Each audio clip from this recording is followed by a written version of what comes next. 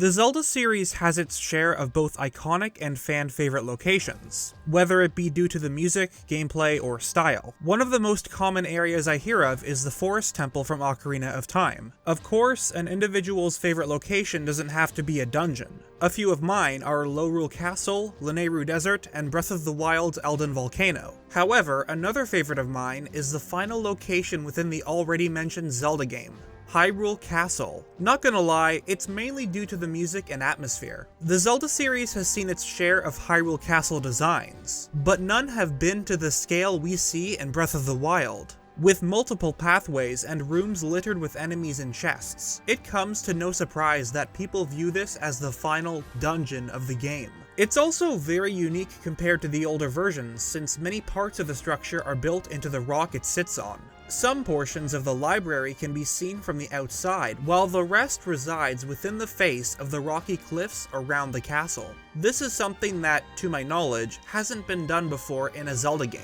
But the strangest part about this structure isn't what's found in the castle, but below it. There are several passageways that lead into different parts of the dungeon. One of them leads to the docks, which happens to be the location of Hyrule Castle's shrine. And then there's the tunnels below that consist of minecart tracks. Two of these can be found within the castle. One that leads up to both the water pump room and lockup, and the east passage that connects to the library and houses a Stone Talus mini-boss. But this raises an interesting question. Why are mines located beneath the castle? It's the one thing that feels out of place. Well, that and the laboratory where you fight Calamity Ganon, which, by the way, according to Masterworks, was an astral observatory.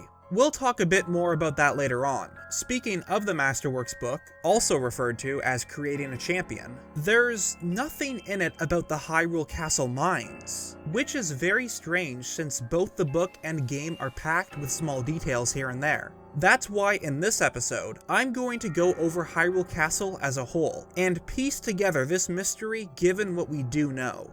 It shouldn't come as a surprise that Hyrule Castle is massive. We'll have to think of this as one giant puzzle. Find out how these areas work with the story, and we should get a logical answer. And what better way than to see what this book does tell us? Pages 234 to 255 will be very useful since it talks solely about the castle. In fact, we are given the following quote from the first page.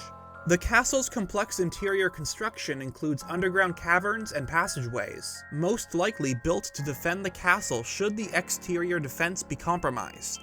Hyrule Castle is, in many ways, a fortress. The book goes as far to describe it as a natural stronghold against monsters and other invaders. This is why it's built into the very foundation it sits upon. And the interior matches this, with its many passageways snaking through the multiple rooms and buildings. It's a lot to take in. However, we are given enough information to piece it all together. There's two distinct types of passageways that are used by certain individuals. Inside the massive castle are areas used primarily by soldiers and others used by the royal family. The construction materials and decorations make it apparent which areas are intended for use by which party. We can divide the castle into two different sections, areas that are used by the soldiers and areas used by the royal family of Hyrule. Locations consisting of big hallways lined with red carpet would be associated with those close to the royal family, or even guests.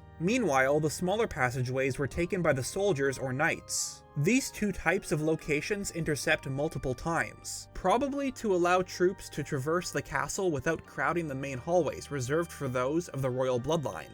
Another way to notice what areas are used by who is to look at the wall decor. Rooms reserved for the higher class have decor that is similar to the royal guard gear, paired up with two red flags. Meanwhile, the areas used mostly by soldiers will have something akin to what we see in the royal chambers, but instead resembling soldier or knight gear with a single blue flag. Each one is found where you'd expect. The guard chamber contains the soldiers' weapons decorations, while the hallway used by the royal family have royal weapons decorations. Rooms used primarily by the soldiers consist of stone floors and walls, all supported by wooden beams. It's certainly not as fancy as rooms saved for guests and the royal family, though we can assume that this area looked a lot better 100 years ago. Directly below Zelda's tower is the water pump room, which connects to one of the main halls. However, Malice blocks this hallway from connecting to the reception room. One side of this room leads to the observation room, while the doorway on the opposite side is inaccessible because of the rubble. Out of every room in the castle, one we cannot explore in the present day is the Great Hall. However, I may have an idea as to where it would be located within the structure. Aside from the blocked entrance at the reception room, there are 2 other tunnels that lead to dead ends thanks to debris. If we look at the map, all 3 of them would intersect at a certain point. It's possible that they all led to the Great Hall, a room not seen from the game. We can only imagine how it may have looked from the concept art in the Masterworks book. One area I would like to briefly mention is the lockup. This should look familiar to anyone who decided to get the Hylian shield, as it's the reward for defeating a Stalnox. I got my own small theory related to this specific room. This Stalnox was most likely a Hinox that was captured and restrained within the room. Evidence that suggests this are the chains found on the ground as well as hanging off the ceiling. Given what is on the stone tablet, this monster was most likely used as a combat test for soldiers who wanted to become knights, and their reward for slaying the beast was a Hylian shield. Of course, with the passing of 100 years, the Hinox died and became a Stalnox. But how does this all connect to the mines? If you recall, Masterworks suggested that the passageways and underground caverns were built to defend the castle. This adds up with what we see in the game, as soldiers were able to move freely via small tunnels connecting many rooms of the castle. So does this mean that the mines below serve a similar purpose? Well, that may have been the case if it wasn't for a few factors. There are some other areas I haven't mentioned yet, all of which are connected to the library. One is the docks, which Masterworks suggests was used to transport goods, as well as a means of escape if some emergency were to arise. I'd say it would exist solely for the latter reason, as the tunnel leading to the docks is hidden behind a secret bookcase. It was clearly built with the intention to be unnoticeable, and I doubt they would transfer goods through the library. Second is the King's Study. However, nothing is worth noting for this place. And then there's the final passageway, directly across the one leading to the docks. You can't get far into this area since the rest is blocked off by rubble, but what's interesting is the exposed part of what looks to be some sort of Sheikah technology. While it resembles the columns surrounding the castle, it can't be related since all 5 of them are nowhere near the library. But if you've seen my 10 Unsolved Mysteries episode, you know that this is most likely the exterior walls of the laboratory. It's the only logical conclusion, as using the map shows that it's pointed to under the sanctum. As players know, this is where the final battle takes place. With knowledge of the story, I assumed that this tunnel was the result of excavations for the Sheikah technology 100 years prior. What I didn't know was that Masterworks does go over this room, and it turns out that this was indeed an excavation site. Not only that, but the book confirms that this wall is a part of the laboratory. There are traces of excavation visible in the library, which reveals the wall of the Astral Observatory. This is important because it proves that areas of the castle were made as a result of the excavation of ancient technology. We are told repeatedly that Hyrule Castle was the source of most Sheikah-related experiments. A good example is Memory 12, as Zelda observes the progress made by the royal family to control the Guardians. There's also the incident where a Guardian went berserk during testing and was stopped by a younger Link, who used a pot lid to deflect the blast. It's very likely this happened at the castle. What's interesting is how Masterworks speaks of a settlement called Royal Ancient Lab Ruins, to the left of Hyrule Castle. It is thought that these ruins represent the ancient relic research facility that was under the direct control of Hyrule Castle, but only the outer walls remain. There is no trace of the building's interior, let alone any research materials. The thoroughness of its destruction feels intentional.